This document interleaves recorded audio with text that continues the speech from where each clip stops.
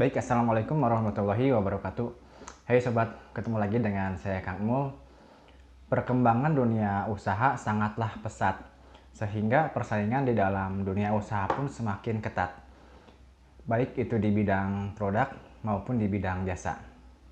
Semua orang berlomba-lomba menjadi yang terbaik di dalam bidangnya masing-masing.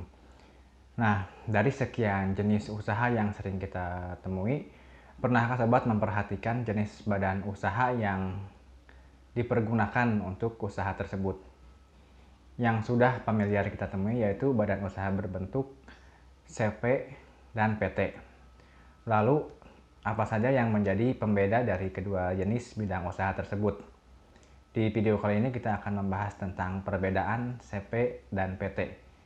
Saksikan videonya sampai beres agar sobat bisa mengerti dan memahami. Jangan lupa di like dan subscribe videonya.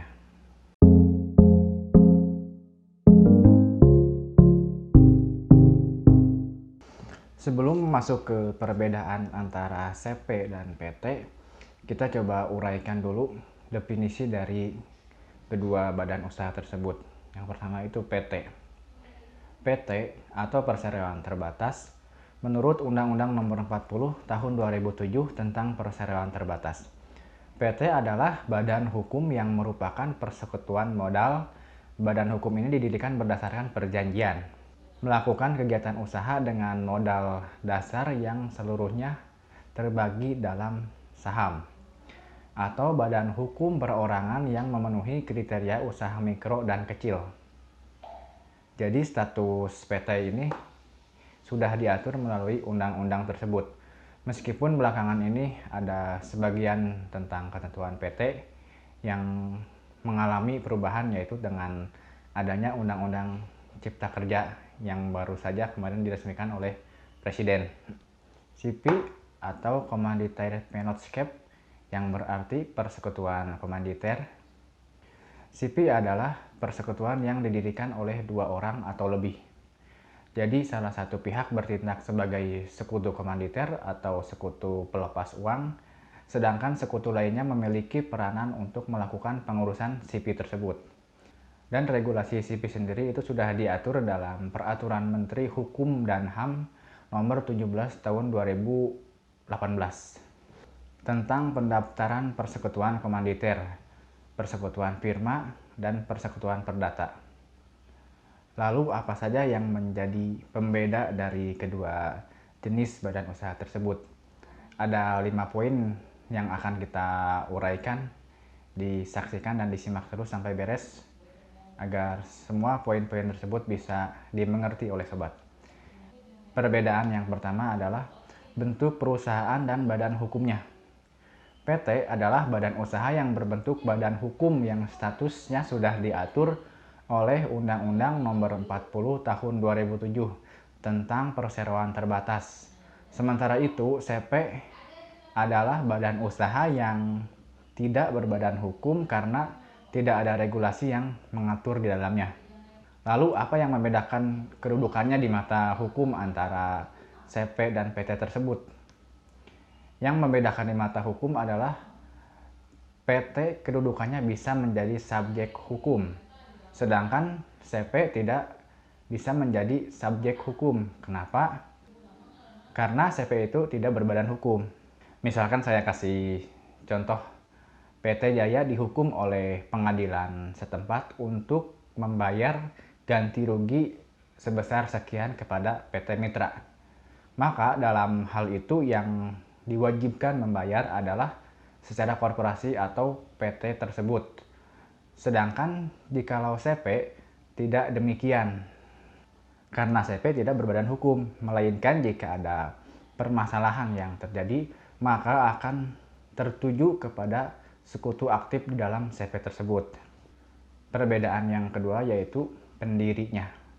Dalam pendirian usaha berbentuk PT, diwajibkan minimal ada 2 orang yang terlibat, baik itu WNI ataupun warga negara asing, di mana masing-masing memiliki bagian saham. Untuk CP juga membutuhkan minimal 2 orang untuk kepengurusannya. Tetapi di dalam pendirian CP itu tidak diperbolehkan ada warga asing yang ikut campur dalam pembuatan CP tersebut. Jadi untuk CP itu khusus hanya untuk warga negara Indonesia. Yang ketiga dari pertanggungjawaban atau tanggung jawabnya. Jikalau PT dari segi pertanggungjawabannya itu terbatas dibandingkan dengan CP yang pertanggungjawabannya sampai dengan ke harta pribadi dari sekutu tersebut.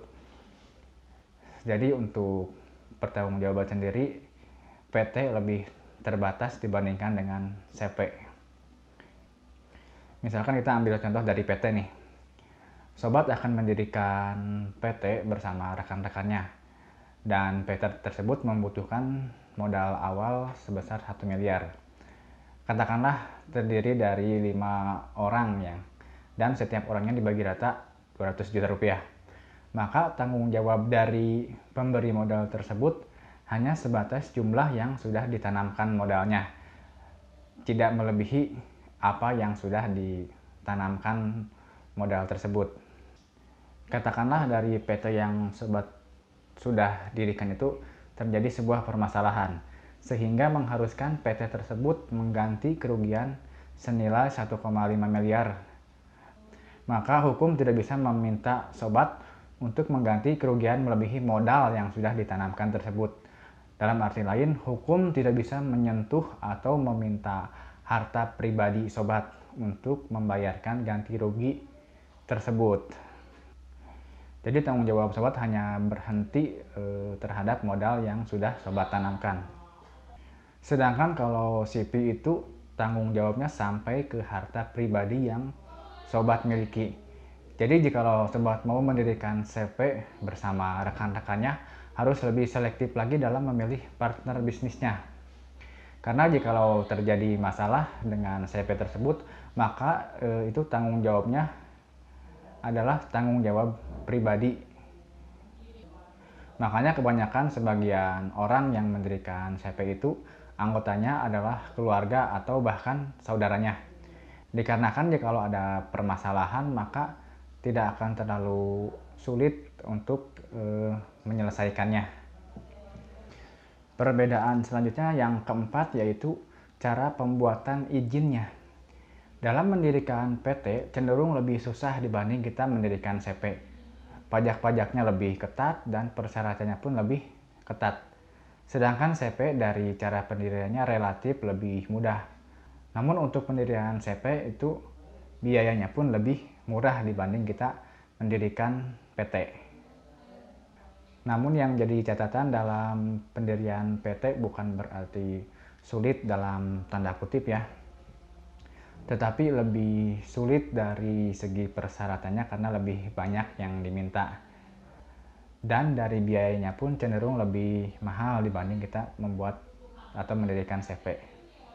Perbedaan selanjutnya yang kelima yaitu dasar hukum yang digunakannya. Seperti yang sudah saya uraikan di atas bahwasanya PT memiliki dasar hukum undang-undang yaitu Undang-Undang Nomor 40 Tahun 2007 tentang perseroan terbatas. Sedangkan dasar hukum dari CP adalah diatur dalam KUH Perdata dan KUH Dagang. Demikian perbedaan dari PT dan CP. Untuk sobat yang akan mendirikan usaha silahkan dipertimbangkan mau berbentuk CP atau PT. Namun yang perlu diketahui untuk sobat yang akan mendirikan usaha dan masih mencoba-coba di dalam usaha tersebut, maka sobat lebih cocok untuk membuat badan usaha CP terlebih dahulu dan memilih rekannya cukup orang-orang terdekat atau keluarga.